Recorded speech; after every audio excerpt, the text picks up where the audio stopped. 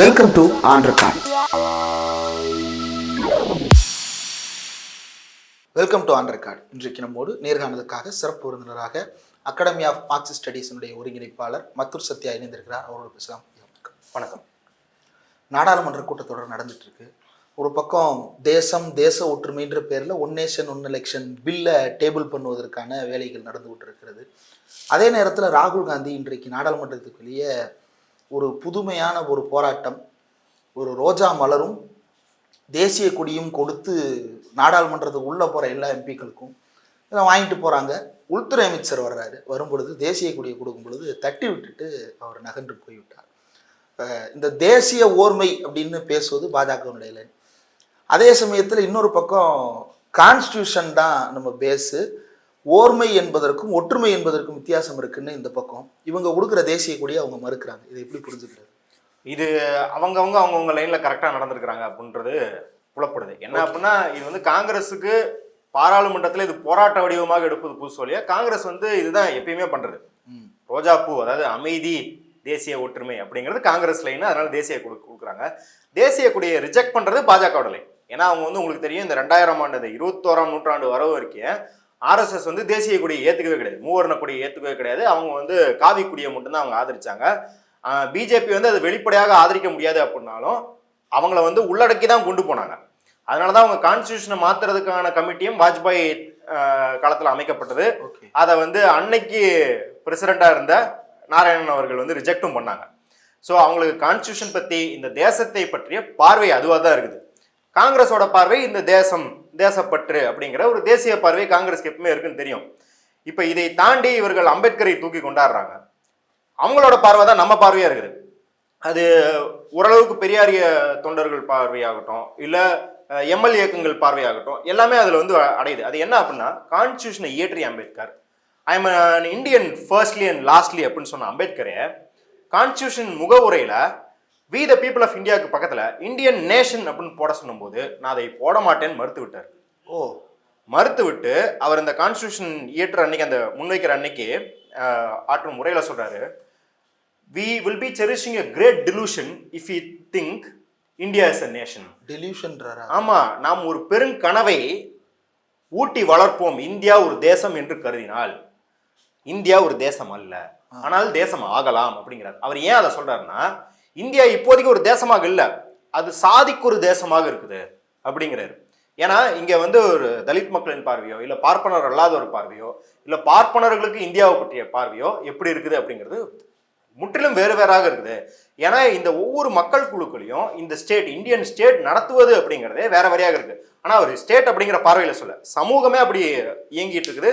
சமூகம் இப்படிதான் ஒவ்வொரு வகுப்பினரும் நடத்தும் போது இது எப்படி ஒரு தேசம்னு சொல்லுவ?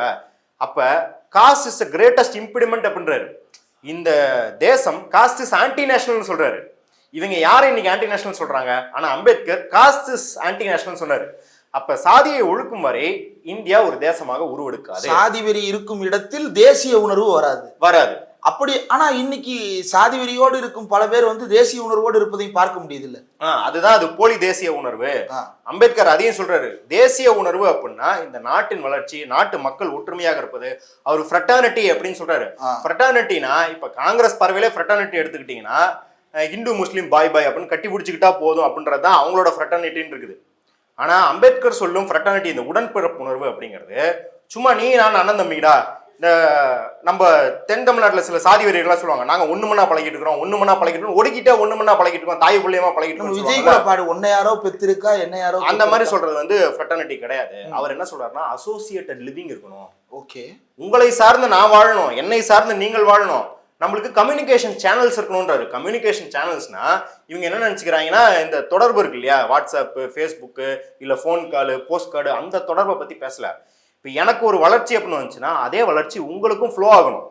அப்போ அந்த கம்யூனிகேஷன் சேனல்ஸ் கிளியராக இருக்கணும். அப்போ ஒரு வளர்ச்சி போக்குல அனைவரும் இணைந்து ஒன்னாக பயணிக்கிறது. இது வந்து இப்போ இவர் கூட அசுதோஷ் வர்ஷனே வந்து இந்த நார்த் சவுத் டிவைடை பத்தி எழுதியிருக்காரு. அதுலயும் அவர் அசோசியேட்டட் லிவிங்கை பத்தி பேசுறாரு. என்ன அப்படின்னா, இன்னைக்கு நாட்டுல இந்த ஒருமைப்பாடுக்கு பெரிய தடையா இருக்கிறது என்னன்னா, அதாவது நாம் மனிதர்களுக்குள்ள சொல்ல, இந்த பொலிட்டிக்கல் யூனிட்ஸா இருக்குல்ல, ப்ரொவின்ஷியல் கவர்மெண்ட், ஸ்டேட் கவர்மெண்ட்ஸ் சொல்ற மாநில அரசாங்கத்துக்குள்ளே ஒற்றுமை இல்லாம இருக்கிறது காரணம் என்ன? தென் மாநிலங்களுக்கு வந்த வளர்ச்சி வட மாநிலங்களுக்கு வரல. அப்படின்னா என்ன அர்த்தம்? கம்யூனிகேஷன் சேனல்ஸ் இல்ல, மத்தியில இருந்து எல்லாருக்கும் சமன்பட்ட வளர்ச்சி போவது கிடையாது அப்படிங்கிறது. அப்ப இதே அசுதோஷ் வர்ஷனே இந்து முஸ்லிம் கலவரங்களை பத்தி எழுதுறாரு. அவர் என்ன சொல்றாருன்னா, எங்கெல்லாம் கான்ஃபரன்டேஷனல் லிவிங், எங்கெல்லாம் உங்களுக்கும் எனக்கும் போட்டி இருக்குதோ அங்கெல்லாம் அது இது மதசாயம் பூசப்படும் போதெல்லாம் கலவரமாக வெடிக்குது.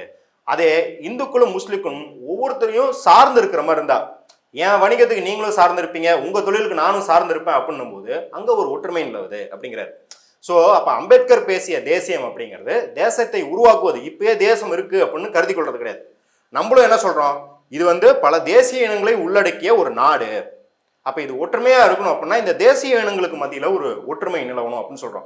இது எம்எல் அமைப்பினர் கூட அதான் சொல்றாங்க. இப்ப அதாவது அவங்க சுனிதிகுமார் கோஷோட இது இருக்கு, இந்தியா என்பது தேசிய இனங்களின் சிறைக்கூடம் சொல்றாங்க. ஓகே, அப்ப எல்லாருக்குமே இந்த பார்வை இருக்குது. மக்களை சார்ந்து இயங்கும் எல்லாருக்குமே இது ஒரு தேசமாக இன்னும் அடையவில்லை. அதை அடைய வேண்டும் என்றால் இந்த தேசிய இன பிரச்சனை, இந்த சாதி பிரச்சனை, இது எல்லாத்தையும் ஒழிக்க வேண்டும் அப்படிங்கிறது தான். அப்ப அதை ரிஜெக்ட் பண்றாரு அப்படின்னா, தேசிய கொடியை ரிஜெக்ட் பண்ற ராஜ்நாத் சிங் இது எல்லாத்தையுமே தான் ரிஜெக்ட் பண்றாரு. அப்ப ஒரு தேசியவாதி கிடையாது. அது இவங்கெல்லாம் என்ன சொல்றதுன்னா, அம்பேத்கர் சொல்லுவாரு, தீஸ் ஆர் ஸ்ட்ரேஞ்ச் பேட்ரியாட்ஸ்னு. இவங்க பண்றது பேட்ரியாட்டிசமே கிடையாது, their patriotism is in the flag அப்படின்னு.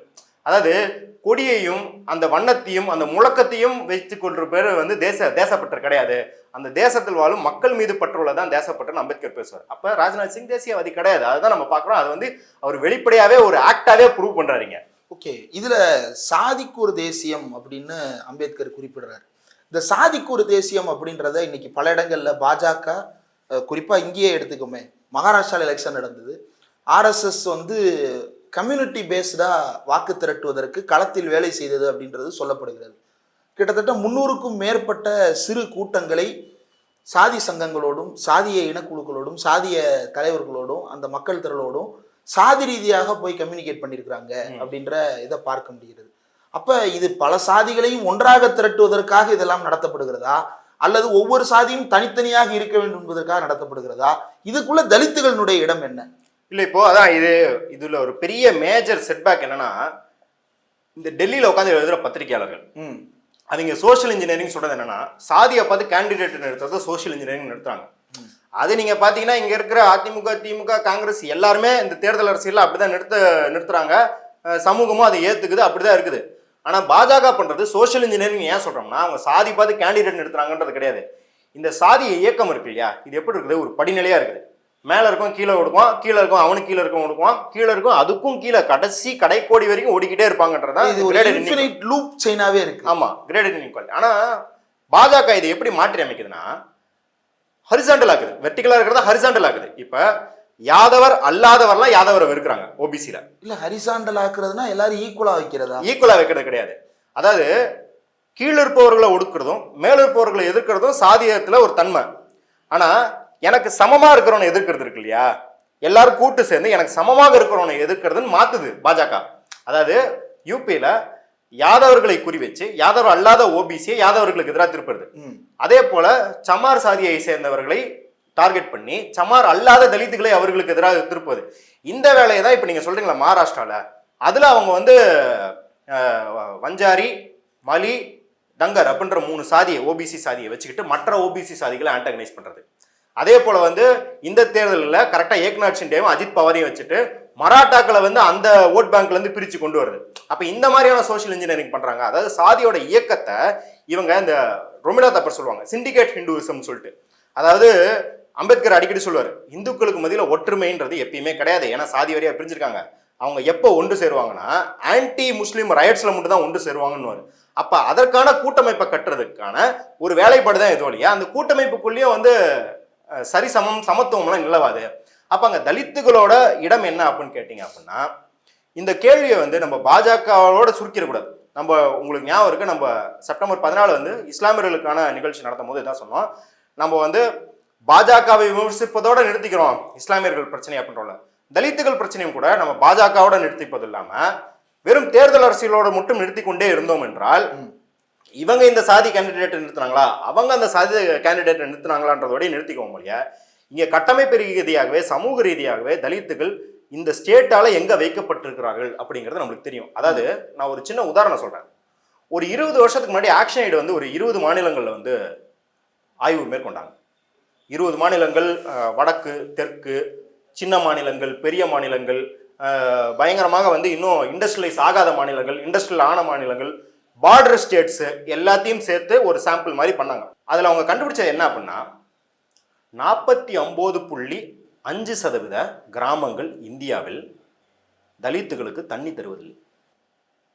தண்ணி தருவதில்லைன்னா இப்போ இந்த சமூக வலைதளங்களை இயக்குற இளைஞர்கள், தீண்டாமையை நேரடியாக பார்க்காத இளைஞர்கள் என்ன நினச்சிக்கிறாங்கன்னா, நான் ஏன்பா தண்ணி தரணும், என் வீட்டு தண்ணி நான் ஏன்பா தரணும்னு நினைக்கிறாங்க. இது தண்ணி தருவதில்லைங்கிறது உன் வீட்டில் நீ கூப்பிட்டு வச்சு தண்ணி தரதுங்கிறது மட்டும் கிடையாது. அது மட்டும் கிடையாது, அந்த கிராமத்துக்கு பைப் கனெக்ஷன் கொடுக்கக்கூடாது, பொது குளத்தில் அவங்க தண்ணி எடுக்கக்கூடாது, பொது கிணறுல வந்து அவங்க வந்து அவங்களோட பக்கெட்டை போடக்கூடாது.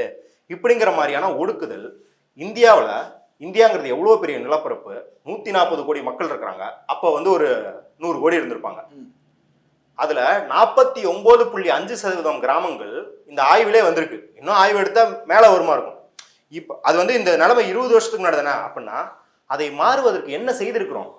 சப்ஸ்டான்சியலா, அது எந்த அரசாங்கம் வேணாலும் எடுத்துக்கோங்க, சப்ஸ்டான்சியலா என்ன செஞ்சிருக்கோம்?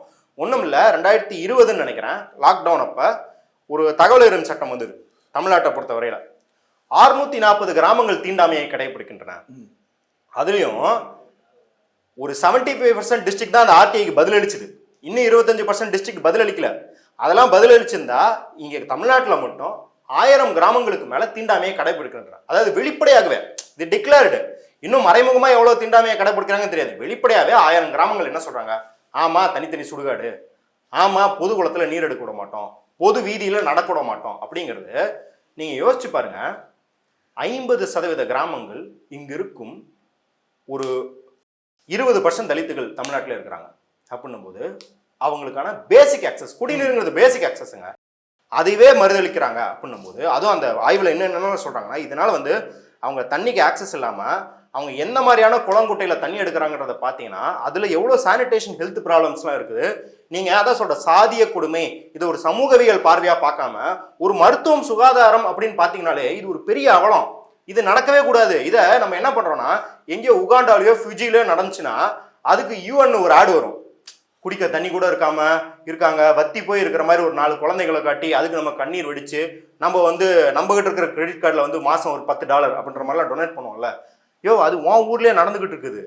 அப்படிங்கிற வீட்லயே நடந்துகிட்டு, அவங்க வீட்லயே நடந்துகிட்டு. அதாவது என்ன சொல்றா, உன் ஊர்ல நடக்குது, உன் வீட்டுல நடக்கலாலும் உன் வீடும் அதுக்கு காரணமா இருக்குது.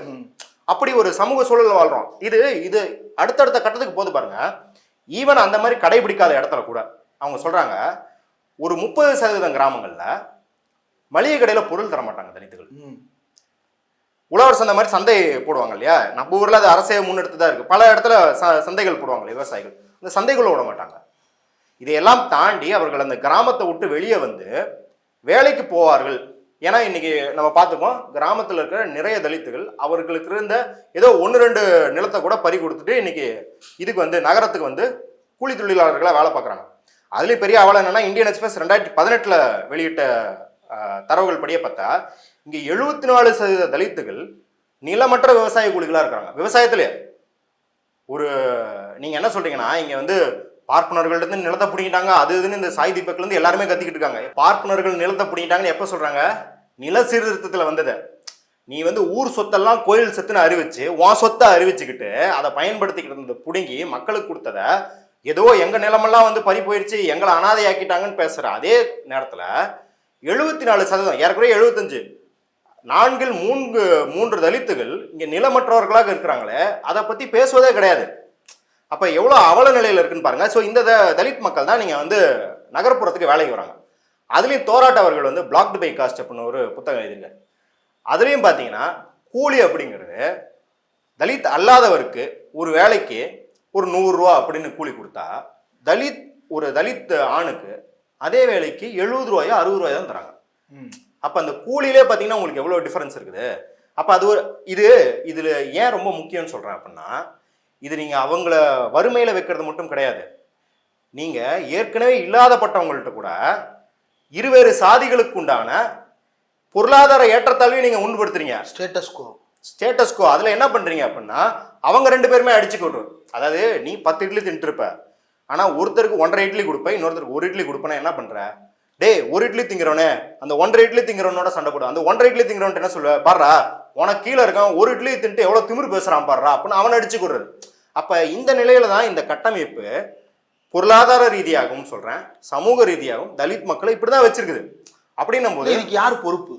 இதுக்கு யார் பொறுப்பு அப்படின்னா, இந்த கட்டமைப்புலேயே நம்ம என்ன பண்ணிருக்கோம்னா, இது ஒரு ரிசர்வேஷன் அப்படின்னு ஒன்று சொல்லியிருக்கோம் இல்லையா. இந்த ரிசர்வேஷன் அப்படிங்கிறத ஏதோ இது வந்து தலித் மக்களின் வாழ்நிலையே மாத்திருச்சு, அதனால வந்து இனிமேல் ரிசர்வேஷன் தேவையில்லை அப்படின்னு வந்து இந்த பார்ப்பன அறிவிச்சிகள்லாம் பேசிக்கிட்டு இருக்காங்க. ஆனால் இந்த ரிசர்வேஷன் அப்படிங்கிறது வந்து அம்பேத்கரே ஒரு 100 நடவடிக்கைகளில் ஒரு நடவடிக்கை இல்லை ஒரு 5% அப்படின்னு வச்சுக்கலாம் இல்லையா. இதற்கு அதிகமாக அவங்க நிறைய சொல்யூஷன் சொல்லியிருக்கிறாங்க. நீங்கள் வந்து மூலதனத்தை வந்து எல்லா தலித் இருக்கிற இடத்துலையும் வந்து தலித் மக்கள் இருக்கிற இடத்துலையும் கொண்டு போய் செலுத்தணும், அவங்களுக்கான உட்கட்டமைப்பை ஏற்படுத்தணும், அவங்களுக்கான பள்ளிகளை ஏற்படுத்தணும், அவங்களுக்கு எங்கெல்லாம் ஆக்சஸ் இல்லையோ அந்த அந்த ஆக்சஸ்லாம் உண்டு பண்ணணும். அதுக்கு தான் வந்து உங்களுக்கு டைரக்டிவ் பிரின்சிபல்ஸ் ஆஃப் ஸ்டேட் பாலிசிலையும் ஸ்கெடியூல் காஸ்ட் ஸ்கெடியூல் ட்ரைபுக்குன்னு ஆர்டிகல்ஸ் இருக்கு. அதனால தான் ஒவ்வொரு திட்டத்திலையும் வந்து பட்டியல் மற்றும் பழங்குடியினருக்கான துணை திட்டங்கள்னு தனியாவே நிதி ஒதுக்கப்படுது. ஆனா இன்ன வரைக்கும் பாத்தீங்கன்னா அது எந்த மாநிலமும், இப்போ தெலுங்கானால கர்நாடகால அதுக்கு சட்டம் இருக்குது, ஆந்திராலையும் சட்டம் இருக்குன்னு தான் பேர் வழிய அங்கும் அது பேருக்காக தான் ஃபாலோ செய்யப்படுது. வேற எந்த மாநிலங்களையும் பாத்தீங்கன்னா உங்களுக்கு தலித் மக்களுக்கு போக வேண்டிய திட்டங்கள் ஒன்று அந்த நிதியை டைவர்ட் பண்றாங்கன்ற ஒரு பெரிய குற்றச்சாட்டு இருக்கு. அது சிஏஜி வருஷம் அறிக்கையில சொல்லுது. இன்னொன்று என்ன பண்றாங்க, அந்த நிதி அப்படியே அங்கேயே கிடக்குது.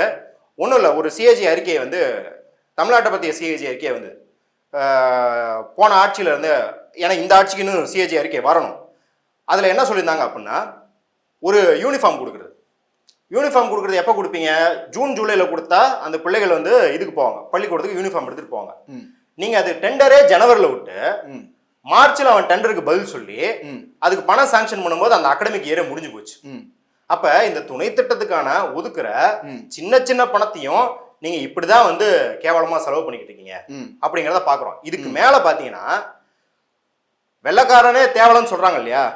நம்ம வெள்ளக்காரனா ஏகாதிபத்தியம்னு எதிர்க்கிறோம், அவன் ஏகாதிபத்தியம் தான் பண்ணா, இங்க சுரண்டல் பண்ணா, அவங்க பெரும் அநீதிகளை இழைச்சான், அவன் சாதியை இங்க இருக்கப்படுத்தினான், ஜமீன்தாரி முறையாக ஜாகிர்தாரி முறையாக அவன் சாதியெல்லாம் இருக்கப்படுத்தினான்.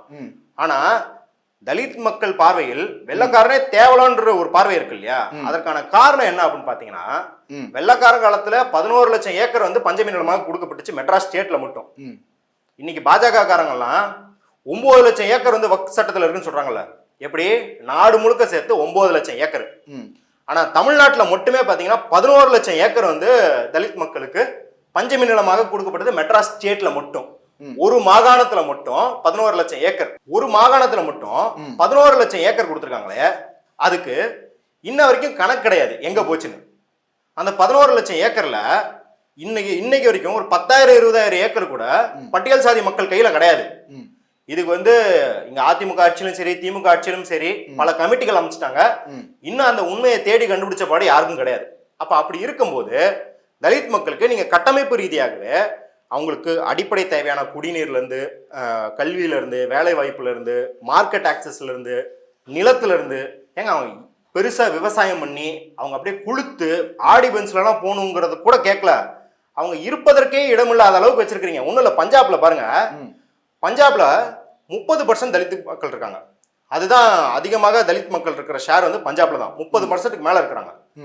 ஆனா நில உடைமையில வந்து 6% 7% தான் இருக்கிறாங்க. நீங்க அப்ப யோசிச்சு பாருங்க, உங்க வீட்டுல 5 பேர் இருக்கிறீங்க, எல்லாரும் ஆளுக்கு ஒரு ரூம் எடுத்துக்கிறீங்க. ஆனா அதுல ஒரு தம்பி மட்டும் ஒரு ஸ்டோர் ரூம்ல கால்வாசியை கொடுத்துட்டு மிச்ச இடம்லாம் உங்க பொருளை போட்டு வச்சிருக்கீங்கன்னா அந்த தம்பி வீட்டுல இருக்கிற மிச்சத்தை பத்தி என்ன நினைப்பாரு? அப்ப அதுதானே வந்து இங்க தலித் மக்களுக்கு நீங்க கொடுக்குற இடம்.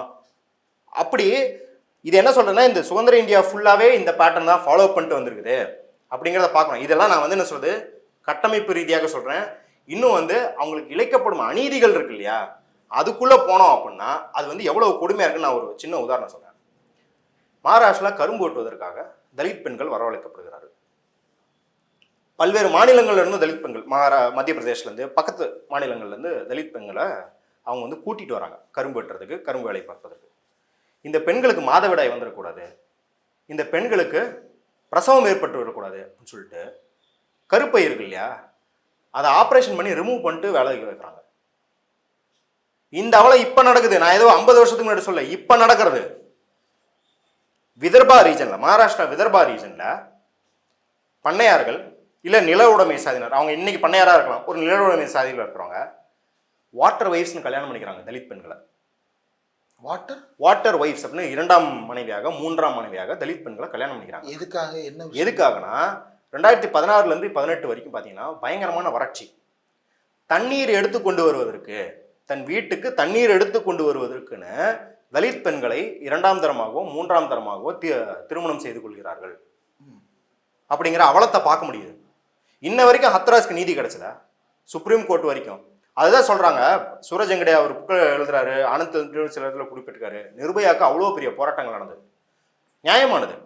ஒரு பெண்ணுக்கு அப்படியான அநீதி நேரவே கூடாது. ஆனால் கைர்லாஞ்சியில் தலித் பெண்கள் தன்னை வன்புணர்வு செய்து விட்டார்கள்னு போய் வழக்கு கொடுத்ததுக்கு அந்த பெண், அந்த அம்மா, அந்த வீட்டில் இருக்கும் எல்லோரையும் ஒரு கிராமமே நிர்வாணப்படுத்தி சொல்லுக்கடங்காத பயங்கரமான சித்திரவதை முறைகளில் பப்ளிக்கா 60-70 பேர் செஞ்சு கம்பத்தில் கட்டி வச்சு அடிச்சு அவங்கள துன்புறுத்தி கொலை பண்ணாங்க. அதை பத்தி எத்தனை போராட்டங்கள் நடந்திருக்கு. அப்ப பாருங்க, இங்க தலித் மக்கள் பிரச்சனை அப்படிங்கிறது இது ஒரு சென்சேஷனல் பிரச்சனையா மட்டும் கருதாம, ஒன்றும் இப்போ அசுரன் படம் வந்தா பஞ்சமி நிலத்துன்னு கூறுறோம். ஆனா பஞ்சமி நிலத்துல என்ன பிரச்சனைகள் இருக்கு, யாருக்கு இதுக்கு தடையா இருக்கிறாங்க அப்படிங்கிறத பத்தி பேசுறது கிடையாது. ஏதாவது ஒரு புள்ளியில ஏதாவது ஒரு அசம்பாவிதம் நடக்குதுன்னா ஆவுன்னு கத்துறோம். அதை வச்சுக்கிட்டு இந்த கட்சி சரியில்லை, அந்த கட்சி சரியில்லை அப்படிங்கிறதெல்லாம் சொல்றோம். அந்த கட்சிக்கு எதிராகவும் ஒரு பொறுப்பான போராட்டங்களோ இல்லை அதுக்கான தீர்வு கொண்டு வர அளவுக்கு அழுத்தம்லாம் கொடுக்கறது கிடையாது. தலித் மக்களின் பிரச்சனையுமே கூட இங்க ஏன் பேசப்படுதுன்னா அவங்கள பகடக்காயாக்கிறது தான் பேசப்படுதோ இல்லையா, அவங்களுக்கு சமூக ரீதியாகவே கட்டமைப்பு ரீதியாகவே இங்க எவ்வளவு கேவலமாக அவங்க நடத்தப்படுறாங்க, அவங்கள்ட்ட இருக்கிறதையும் பிடிங்கிட்டு விடுறாங்க அப்படிங்கிறத பத்தி நம்ம பேசுவதே கிடையாது. அப்படிங்கிறதா இங்க ஒரு பொருளா இருக்கு. நீங்க நான் எலக்டோரல் பாலிடிக்ஸ்ல இருக்கிற இந்த பிரச்சனைகளை புரிஞ்சுக்கிட்டா தான் எலக்டோரல் பாலிடிக்ஸ்ல நீங்க என்ன முடிவு எடுக்கிறதுனே ஒரு முடிவுக்கு வர முடியும். ஆனா அப்படி இருக்கும்போது என்ன பண்றோம், நம்ம பாஜகவை திட்டுறதுக்கு தலித்துக்களை பயன்படுத்துறது, இல்ல பாஜக தரப்பினர்கள் இருக்கவங்களோ எதிர்கட்சியில் இருக்கவங்களை திட்டத்துக்கு தலித்துக்களை பயன்படுத்துறது அப்படின்ற அளவுல தான் மட்டும் தான் நம்ம அப்ரோச் பண்றதை பார்க்குறோம். ஓகே, இப்போ இந்த சூழ்நிலை ஏஎம்எஸ்ல இருந்து ஆன் தலித் கொஸ்டின் அப்படின்ற தலைப்புல வருகிற 14 டிசம்பர் அன்றைக்கு இக்ஸா சென்டர்ல மாலை 5 மணிக்கு ஒரு நிகழ்ச்சி நடத்துறதாக உங்களுடைய அறிவிப்பையும் பார்த்தோம். இப்போ தமிழ்நாட்டில் தலித் மக்கள் குறித்தான கொஸ்டின் தொடர்ந்து இப்போ பேசுபொருளாகத்தான் இருக்கிறது. ஒரு ஆக்கப்பூர்வமான அரசியல் பேசணும்னா இந்த ஸ்ட்ரக்சரல் கொஸ்டின்ஸை நம்ம அட்ரஸ் பண்ணணும். நீங்கள் உடச்சி பேசணும். இதை நீங்கள் பூசி மூழ்கி விளிம்பு நிலை மக்கள், இந்த மக்கள், அந்த மக்கள் பேசாமல் தலித் மக்கள், ஏன்னா அதுக்கு தலித் மக்கள் அப்படின்னு சொல்கிறவங்களுக்குன்னு பிரத்யேகமான அவங்களுக்காகவே அளவெடுத்து நாங்கள் சிந்திச்சு சில ஒடுக்குமுறைகளை வச்சிருக்கோம். இந்த ஆளுமரகம் வச்சிருக்கு இல்லையா, அந்த ஒடுக்குமுறைகளை பற்றி பேசணும். ஏன்னா அம்பேத்கர் சொன்ன சோஷியல் டெமோக்ரஸியை நிலவணும்னா இதை பேசி, அவர் சொன்னார் இல்லையா இந்த அசோசியேட்டட் லிவிங், அதுக்கு பெரிய இம்ப்ளிமெண்ட்டாக இருக்கிறது தான். மார்க்ஸும் என்ன சொல்கிறாருன்னா, இந்தியா வளர்ச்சிக்கான, இந்தியாவில் ஐரோப்பா மாதிரி இந்த வர்க்கமாக 1-2 புரட்சி செய்யாததுக்கு பெரிய இம்ப்ளிமெண்ட்டாக இருக்கிறது காஸ்ட்டுங்கிற. காஸ்ட் இஸ் த கிரேட்டஸ்ட் இம்ப்ளிமெண்ட்னு எழுதியிருக்காரு. எப்போ 1840களில் காஸ்ட்டுங்கிற வார்த்தையை பயன்படுத்தியிருக்காரு அவர். அங்கே பர்த் பேஸ்டாக டிவிஷன் ஆஃப் லேபர் இருக்கிறதா பெரிய இம்ப்ளிமெண்ட் சொல்கிறாரு. அப்போ நீங்கள் எந்த பார்வை, நீங்கள் அம்பேத்கரிய பார்வை, மார்க்சிய பார்வை, பெரியாரிய பார்வை, எந்த பார்வையாக இருந்தாலும் இந்த கேள்வியை அட்ரஸ் பண்ணணும் அப்படிங்கிறத வலியுறுத்துறதுக்கும், அதை பற்றி இப்போ நான் சும்மா ஒரு இன்ட்ரடக்ஷன் கொடுத்துருக்கேன். பஞ்சமி நிலத்தை பற்றி, துணை திட்டத்தை பற்றி, அர்பன் குஷனை பற்றி, தலித் டிஸ்கோர்ஸை பற்றி. ஆனால் அங்கே இதை பற்றியான ஆளுமைகள் இன்னும் விரிவாக பேச போகிறாங்க. இப்போ லலிதாலாம் பார்த்தீங்கன்னா பேச போகிறவங்க அவங்க அடுத்த வாரம் லண்டன் போக போகிறாங்க. அவங்க கிங்ஸ் காலேஜில் ஃபெலோஷிப் கிடைச்சிருக்கு அர்பன் கொஷின் ரிசர்ச் பண்ணுறது. இப்போ அந்த மாதிரி அகாடமியால் அவ்வளோ நாலேஜை சேர்த்து வச்சிருக்கிறவங்க வெகுஜனத்துக்கு கொடுக்கணும் அப்படின்னு சொல்லிட்டு வராங்க. அவங்க பெரும் உழைப்பை போட்டு வராங்க. இப்போ ஜக்கேன் மதுரையிலேருந்து வராரு, சிந்தனை செல்வன் அவர் கான்ஸ்டியூன்ஸ்லேருந்து வராரு, ஆதவன் தீட்சணையா தோழர் அரூர்லேருந்து வராரு. இவ்வளோ ஊர்கள்லேருந்து நம்மளுக்கு இலவசமாக தரப்போகிறாங்க அப்படின்றத பார்வையாளர்கள் தயவு செஞ்சு கேட்டு கற்றுக்கிட்டு அதற்கான என்னென்ன முயற்சிகள் அவங்க அளவில் எடுக்க முடியுமோ, எந்த அளவுக்கு அவங்கள அந்த அரசியலில் ஈடுபடுத்திக்க முடியும் அப்படின்றத எங்களோட கோரிக்கையாக இருக்குது. ரைட், நிறைய விஷயங்கள் பகிர்ந்துட்டீங்க. இவ்வளவு நேரம் ஒதுக்கி இந்த நேர்காணல் தந்ததற்கு மிக்க நன்றி.